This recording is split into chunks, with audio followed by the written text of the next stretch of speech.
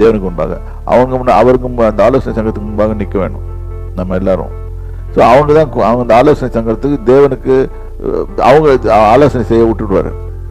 ஏன்னா அவங்க தேவனுடைய நியாயத்தையும் எல்லாத்தையும் படித்து அறிஞ்சவங்க. ஸோ அந்த ஆலோசனை சங்கத்துக்கு முன்பாக நம்மளை கொண்டு விட்டுருவாங்க. அவங்க ஜட்ஜ் பண்ணுவாங்க.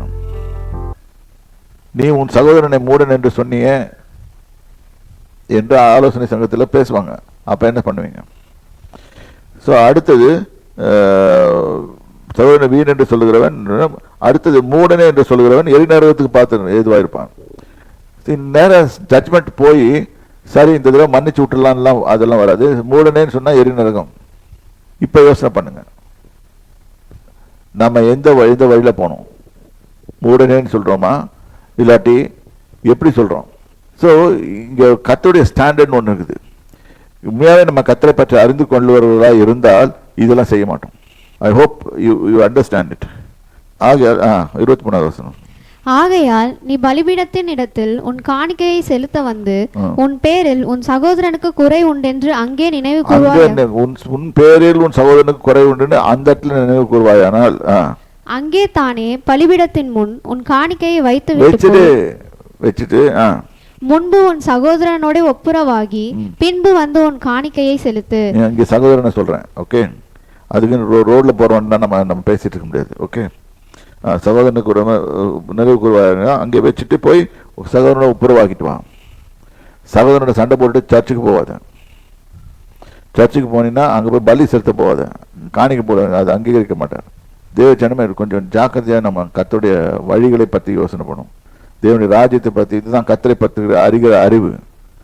What he thinks, what we think about ஹிம்ன்றது இல்லை, what he thinks about us. என் தேவனாகிய கர்த்தர் என்னை குறித்து என்ன அறிந்து வைத்திருக்கிறார்? அவர் சொல்லுவாரா பர்ஃபெக்ட் லிஸ்ட், பர்ஃபெக்ட் 100%, நீ மேலே போகலாம் அப்படின்னு சொல்லி அவர் சர்டிஃபை பண்ணுவாரா? ஒவ்வொரு சாவலும் பிரசங்கம் பண்ணுறவங்க இது பண்ணால் நல்லாயிருக்கும். சரி, இப்போ இங்கே இருக்கு பொய் ஆணையிட்டு பொய் சொல்லி கொலை செய்து, இப்போ கொலை செய்தது தான் இவ்வளோ எக்ஸ்ப்ளனேஷன் கொடுத்தேன். நம்ம கொலை செய்கிறோமா? சரி, கொலை செய்து திருடி. இந்த திருடுன்றது நிறைய மீனிங் இருக்குது. சாதாரணமாக திருடுறது இல்லை, தேவனுடைய நேரத்தை திருடுறதும் திருடு தான். எல்லா வித இதுலேயும் பண்ணுறதும் அவர் திருட்டுத்தனம் பண்ணுறதும் அவருடைய இது. காணிக்கையில் நீ திருடுவ, அது கர்த்தர் பார்த்துட்டு பாரு. கர்த்தர் நியமிச்சிருக்காரு சில காரியங்களில். முழு மனதோடு நீ வந்து உன் காணிக்கையை செலுத்து. நீ கொடுக்கும்போது அனனியா சப்பீரா மாதிரி கொஞ்சம் ஒதுக்கி வச்சுட்டு கொடுக்குறியா? இல்லாட்டி உண்மையை சொல்லிடுறியா அவர்கிட்ட? ஆண்டவரே சில எனக்கு விசுவாசம் குறைவாக இருக்குது, நான் கொஞ்சம் குறைவாக எடுத்து வைக்கிறேன், உண்மையாக பேசிட்டு வரீங்களா ஆண்டவர்கிட்ட? ஆண்டவர் இது எல்லாத்தையும் பார்க்குறாரு. ஸோ கொலை செய்து திருடி, எல்லாத்துலேயும் திருடி. ஸோ திருடினா ஜென்ரல் டேர்ம் தான், அது எல்லாத்திலையும் பொருந்தும். விபச்சாரம் பண்ணினா வேசித்தனமும் விபச்சாரம்ன்றது வேசித்தனம்ன்றது கல்யாணம் பண்ணுறவங்க இது மாதிரி பண்ணுறது, கல்யாணம் ஆகாதவர்களோடு போய்க்கிறது வேசித்தனம். விபச்சாரம் கல்யாணம் பண்ணுறவங்க பண்ணுறது. ஸோ இங்கே விபச்சாரம் பண்ணி மிஞ்சி போகிறார்கள். இப்போ நம்ம எப்படி விபச்சாரம் பண்ணுறோம்னா, தேவனுடைய வழிகளை விட்டு விலகி நம்ம சொந்த வழிகளில் போகும்போதே விபச்சாரம் பண்ணுறோம். இதை சொன்னால் என்ன திட்டுவாங்க. எப்படி தேவனுடைய வழியை விட்டு விலகி போகிறோம்? எல்லா வழிகளையும் தேவனுடைய வழிகளை விட்டு விலகி போகிறோம். அப்புறம் இரத்தப்பழிகளோடு இரத்தப்பழிகள் சேர்ந்து இருக்கிறது. இது வரும்போது இரத்தப்பழிகள் இங்கே போட்டிருக்க கொலை செய்துன்னு போட்டிருக்கு. அந்த கொலை செய்யும்போது நீ மூடனேன்னு சொல்லும்போது அது இரத்தப்பழி ஆகுது. அதான் தேவனை கர்த்தரை பற்றி அறியும் போது நம்ம கேர்ஃபுல்லாக இருக்கணும். இரத்தப்பழிகளோடு இரத்தப்பழிகள் சேருகிறது. இது நிமிஷம் தேசம் பெறும். ஒரு தேசத்தை கர்த்தர் எப்படி ஜட்ஜ் பண்றாருன்னு கவனிச்சு பாருங்க. தேசம் புலம்பும், அதில் குடியிருக்கிற அனைவரோடும் கூட மிருகங்களும் மிருக ஜீவன்களும் ஆகாயத்து பறவைகளும் தொய்ந்து போகும். ஸோ அதுங்களும் சேர்ந்து மாட்டோம். இந்த சுனாமி வரும்போதெல்லாம் நீங்கள் யோசனை பண்ணணும், எதனால வருது இது? உடனே சயின்டிஃபிக்காக நீங்கள் வந்து பூமியில் கிராக் விட்டுச்சு, அதில் ஒரு இது வந்துச்சு, அதனால கடல் பொங்கிடுச்சின்னு இல்லை. கடலில் பொங்க வைக்கிறது யாரு? ஸோ கடலின் மச்சங்களும் மாறிக்கொள்ளப்படும். அதான் போட்டிருக்கு. கடலுக்குள்ள என்ன இருக்குதுன்னு கூட தெரியாது நம்மளுக்கு. கடலின் மச்சங்களும் மாறிக்கொள்ளப்படும். நம்ம கடலையே பற்றி தெரியாது. ஸோ யோசனை பண்ணி பாருங்க, இன்னைக்கு நம்மளோட நிலைமை என்ன? தேவனாய கர்த்தரை பற்றி அறிந்திருக்கிறோமா? இதுதான் தேவனாய கர்த்தரை பற்றி அறிகிற அறிவு. நான் நல்லா நடக்கணும். ரெண்டாவது, நான் நல்லா நடந்து அவருக்கு முன்பாக உத்தமனா நடந்து கொண்டிருக்கும் போது அவர் தம்மை பற்றி நமக்கு வெளிப்படுத்துவார். வெளிப்படுத்தி அவர் வெற்றிகரமாக நம்மை நடக்க செய்வார். இது தெரியாம நம்ம சர்ச்சுக்கு போயிட்டேன், நான் இது பண்ணிட்டேன், இப்படி உட்காந்துட்டு இருந்தோம்னா இது வேணும். இதுலேயும் போட்டிருக்கோம். அடுத்த வசனம் வாசிங்க. ஆகிலும் ஒருவனும் நியாயத்தை காண்பிக்கவும் ஒருவனும் அவர்களை கடிந்து கொள்ளவும் கூடாது. இன்னைக்கு மனுஷனோட ஜனங்களோட இருதயம் இப்படிதான் இருக்கு. கடிந்து கொண்ட கோவம் வரும். யாராவது தப்பு பண்ற வேணாம் அப்படின்னு சொன்னா கோவம் வந்துடும். உன் ஜனங்கள் ஆசாரியனோட வழக்காடுகிறவர்களை போல இருக்கிறார்கள். பாஸ்டரோட சண்டை போடுவாங்க. ஆகையால் நீ பகலிலே இடறி விழுவாய், இரவிலே உன்னோட கூட தீர்க்கதரிசியும் இடறி விழுவான். தீர்க்கதரிசிங்க தான் நீங்க பெரிய பிரச்சனையில மாட்டிட்டு இருக்காங்க. தன்னோட தீர்க்கதரிசின்னு சொல்லிக்கிட்டு அலைகிறவங்களும் சரி அலைகிறானுங்க. அவன் நோட்டீஸ் போர்டு அடிச்சு போட்டுக்கிறான் தீர்க்கதரிசின்னு சொல்லிட்டு. இவன்லாம் போடுறவன் தீர்க்கதரிசனம் வர முடியவர் அப்படின்னு சொன்னோன்னே நீ குறி கேட்குற வர முடியவர் அப்படின்னு நீ புரிஞ்சுக்கலாம். இப்போ குறி கேட்குறவன் போட்டேன்னு ஓடுவேன். எங்கே ஓடுவேன்? அவன்கிட்ட கிளி ஜோசியம் பார்க்குறவன்ட்டெல்லாம் ஓடி உட்காந்துருப்பேன். என்ன ஆகும்? அவன் பாட்டுக்கு இஷ்டத்தை சொல்லிட்டு போவான். இப்போ உன்னோட சேர்ந்து உன்னோட தீர்க்கதரிசியும் எடுவான்னு போட்டுருக்குது. ஏன்னா அவன் கர்த்தர் சொல்றதே சொல்ல மாட்டேன்றான். தான் மனசுல ஏதாவது நினைக்கிறானா அதை சொல்லிடுறான். இல்லாட்டி உன்னை ஏமாத்தணும்னு நினைக்கிறானா வேற மாதிரி சொல்றான். ஸோ தீர்க்கதரிசி இடறி விடுவான். உன் தாயை நான் சங்காரம் பண்ணுவேன். தாயினா தேசத்தை. யோசனை பண்ணி பாருங்க.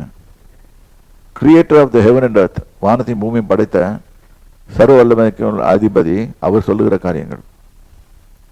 ஏனென்றால் என் ஜனங்கள் அறியலாமையால் சங்காரமாகிறார்கள். நீ அறிவை வெறுத்தாய். இந்த அறிவு என்ன? தேவனை பற்றுகிற அறிகிற அறிவு. இது இல்லாம நீ அறிவை வெறுத்தாய். ஆகையால் நானும் நீ என் ஆசாரியனா இராதபடி. இது ஆசாரியனுக்கே இந்த பனிஷ்மெண்ட் வருது. அப்ப நம்மளுக்கு என்ன வரும்? ஆசாரியன் இராதபடி உன்னை வெறுத்து விடுவேன். நீ தேவனுடைய வேதத்தை மறந்தாய், ஆதலால் நானும் உன் பிள்ளைகளை மறந்து விடுவேன். பயங்கரமா இருக்கு. சொல்லும் போது எனக்கு நடுங்குது. கர்த்தர் நம்மளை நினைத்திருக்கிறார், நமது பிள்ளைகளை நினைத்திருக்கிறார், நம்ம ஆசாரியர்களே நினைத்திருக்கிறார், எல்லாரையும் நினைத்திருக்கிறார். சங்கீதத்தில் வாசிக்கணும். ஆனா இங்க மறந்துடுவேன்றாரு. யோசனை பண்ணி பாருங்க. எனக்கு என்ன அறிவு இல்லை. இன்னைக்கு நமக்கு தேவை knowledge about the word of God. இதுதான். இது இல்லைன்னு சொன்னா போவோம், தப்புன்னு அடிவிடுவோம்.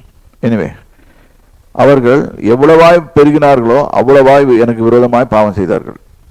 சாமி கர்த்தர் இரக்கமுள்ளவர். அவர் அலை பண்றாரு.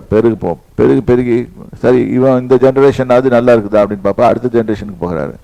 அது அதுக்கு மேல மோசமா போகுது. ஸோ எனக்கு எவ்வளவோ விரோதமாக பாவம் செய்தார்கள், அவர்கள் மகிமையை இலட்சியாக மாற பண்ணுவேன். இன்னைக்கு பாருங்க எப்படி இருக்குது நம்ம ஊருங்கெல்லாம். மத்தேயு 5:8 போட்டிருக்கு, நீதியின் மேல் பசித்தாகம் உள்ளவர்கள் பாக்கியவான்கள் போட்டிருக்கோம். இந்த இடத்துல பார்க்குறோம், அவர்கள் அக்கிரமத்தின் மேல் பசித்தாகமாக இருக்கிறார்களாம். இதெல்லாம் கர்த்தர் சொல்றது. இங்க மத்தேயு 5:6 போட்டிருக்கு, நீதி மேல் பசித்தாகம் உள்ளவர் பாக்கியவான்கள், அவர் திருப்தி அடைவார்கள்.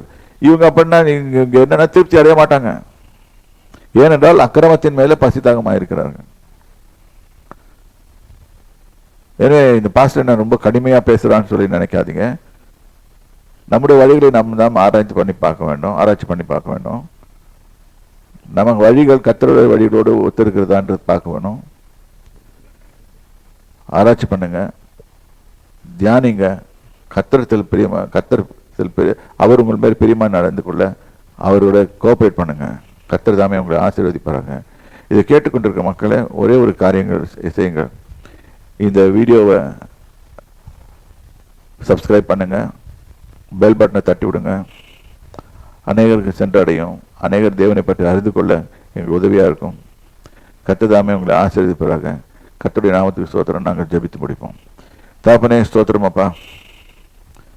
என் தேவனே கிருபையாய் இறங்கி இந்த படித்த வசனங்களை நாங்கள் எங்களை மாற்றிக்கொண்டு ஜீவிக்க, உங்களுக்கு பிரியமுள்ளவர்களாக ஜீவிக்க எங்களுக்கு கிருபை தாரும், ஆசீர்வதியும், பலப்படுத்துங்க. துதி கனமாய்மை உமக்கு இயேசு கிறிஸ்துவின் நாமத்தினாலே, ஆமென். ஹலோ, ஜான் சாமுவேல் மீடியாவில் இருக்க ஒவ்வொரு சப்ஸ்கிரைபர்ஸ்க்காகவும் நாங்கள் ரொம்ப கிரேட்ஃபுல்லாக இருக்கோம். அவங்களுக்காக நாங்கள் ஜெபித்து கொண்டு இருக்கோம். தேவன் அவங்கள ஆசீர்வதிப்பாங்க. இதே லெவலில் நாங்கள் இருக்கணுமா? இல்லைல்ல, இன்னும் நாங்கள் உற்சாகத்துடன் அடுத்த ஸ்டெப்புக்கு நாங்கள் போகிறதுக்கு இன்னும் உங்களோட சப்போர்ட் நிறைய தேவை. இன்னும் நீங்கள் சப்போர்ட் பண்ணுங்க. நாங்கள் இன்னும் புதுசான ப்ரோக்ராம்ஸ், உங்களுக்கான புதுசான தேவ செய்திகள், புது டாபிக்ஸ்ல நம்ம அங்கிள் பேசுவாங்க. உங்களுக்கு ஒரு விதத்துல யூஸ்ஃபுல்லா இருக்கிற மாதிரி நாங்கள் நிறைய ப்ரோக்ராம்ஸ் உங்களுக்கு கொண்டு வருவோம். ஆவிக்குரிய பிரகாரமான ஒரு வளர்ச்சியை காணுறதுக்கு நாங்கள் உங்களுக்கு ஹெல்ப்ஃபுல்லா இருக்கும். அதுக்கு உங்களோட பாட்டம் ஏதாச்சும் இருக்கணும்ல, மறக்காம சப்ஸ்கிரைப் பண்ணுங்க. உங்க ஃப்ரெண்ட்ஸ்க்கும் ஷேர் பண்ணி அவங்களையும் சப்ஸ்கிரைப் பண்ண சொல்லுங்க. பாய்.